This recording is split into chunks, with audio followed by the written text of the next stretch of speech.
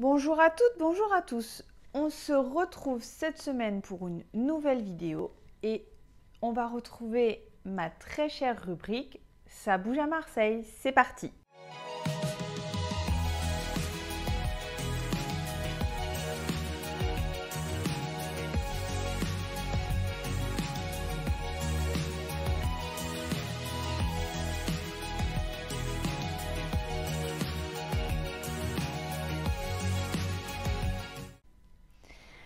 Donc, comme tous les mois, on va parler des différents programmes, des différentes choses qui bougent sur la ville de Marseille et qui peuvent avoir un impact sur votre quartier et de ce fait sur l'immobilier de votre quartier.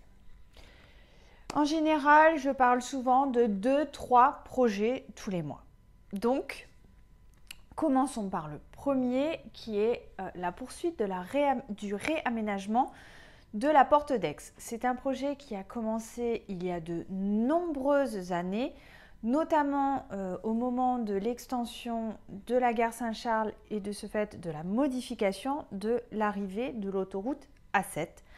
Un parc est prévu au niveau de la Porte d'Aix, mais il va falloir encore l'attendre un petit peu. C'est toujours pas pour maintenant.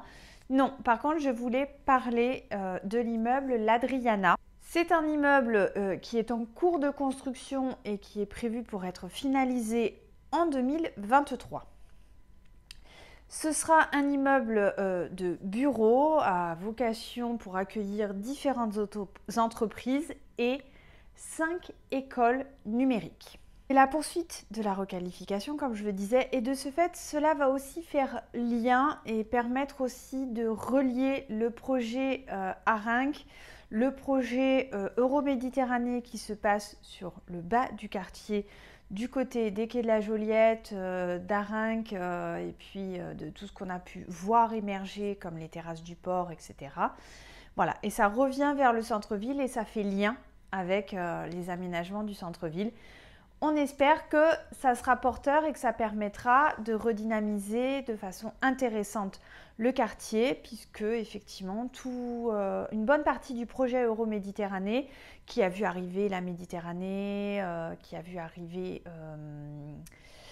la CMA-CGM, a vocation à faire de ce quartier un quartier d'affaires. Le deuxième projet dont je voulais parler, c'est le réaménagement du square Labadier. Donc ce square Labadier, depuis quelques mois, a été réouvert au public, qui avait été pendant longtemps fermé puisqu'il y avait des éléments de dangerosité. Aujourd'hui, il a été réouvert, mais il est prévu de le voir évoluer pour permettre moins de béton et plus de végétation. Alors, l'écolo que je suis vous dira forcément banco. Le but, effectivement, c'est de prévoir des aménagements de jeux pour enfants et des jardins partagés. Et normalement, ce devrait être finalisé avant la fin de l'année 2022. J'espère vous en reparler très prochainement. Et enfin, troisième projet, c'est la question du réaménagement de la place Sébastopol. C'est prévu pour 2026. Vous me direz, oula, c'est loin, certes. On a un grand projet sur la mairie du 4-5 qui est de réhabiliter, de repenser les différentes places du quartier et de ces deux arrondissements. Ça s'est déjà fait au niveau de la plaine et le but à chaque fois effectivement est de revoir les éléments de circulation, etc.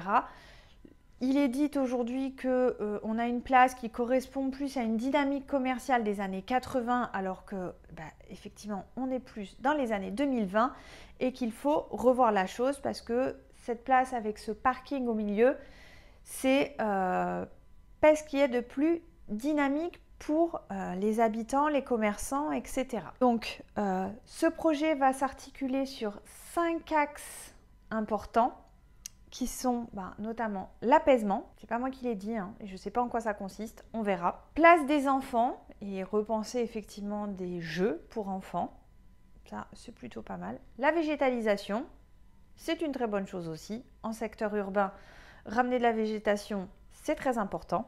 L'inclusion, je sais pas ce que c'est, et la dynamique commerciale. Et effectivement, pour faire vivre un quartier, c'est relativement important. Le but de la mairie est que ce projet soit une concertation de co-construction avec les habitants et de ce fait, la concertation, elle devrait débuter à l'automne 2022. Voilà, bah écoutez, j'ai hâte de voir ce que ça donnera et de vous parler des futurs projets et vous montrer éventuellement des photos, des projections 3D de ce que ça donnera une fois que ça aura été voté et acté. J'espère que toutes ces informations vous auront servi, vous auront été utiles pour savoir un petit peu comment évolue notre chère ville phocéenne, que vous en aurez appris un petit peu plus. Si cette vidéo vous a plu, n'hésitez pas à la liker, la partager, que tout le monde ait un maximum d'informations sur les programmes urbains, les aménagements de la ville de Marseille. Et moi, je vous dis à très bientôt!